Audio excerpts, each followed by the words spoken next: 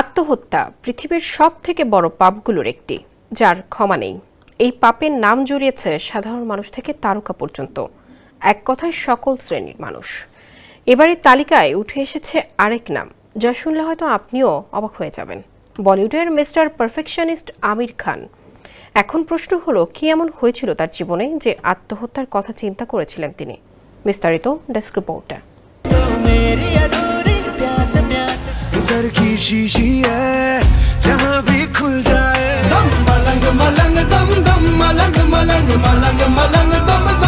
নানা রকম মন্তব্য করায় প্রায় সময় আলোচনায় থাকেন আমির খান। সম্প্রতি সোশ্যাল মিডিয়ায় একটি ভিডিও ভাইরাল হয়েছে তার। ভিডিওতে দেখা যাচ্ছে পুরনো একটি সাক্ষাৎকারে নায়কের জীবনে ঘটে যাওয়া কিছু কষ্টের কথা প্রকাশ করেছেন।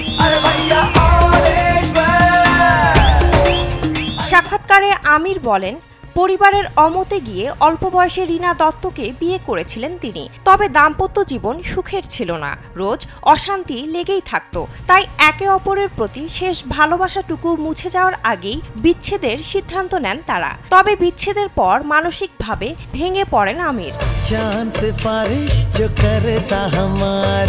তিনি আরও বলেন, আলাদা হওয়ার পর বুঝতেই পারছিলাম না আমার কি করা উচিত। রাতে ঘুমোতে পারতাম না। তখনই শুরু হয় মদ্যপান। যে মদ ছুঁয়েও দেখতাম না, সেই আমি একদিনে 1 বোতল মদ শেষ করে ফেলতাম।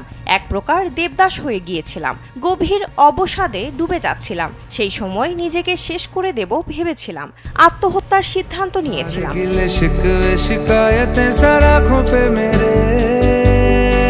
1986 সালে ভালোবেসে রীনা দত্তকে বিয়ে করেছিলেন আমির। সেই সংসারে 2 সন্তানও রয়েছে এই অভিনেতার। পরবর্তীতে 2002 সালে বিবাহ বিচ্ছেদ হয় এই দম্পতির।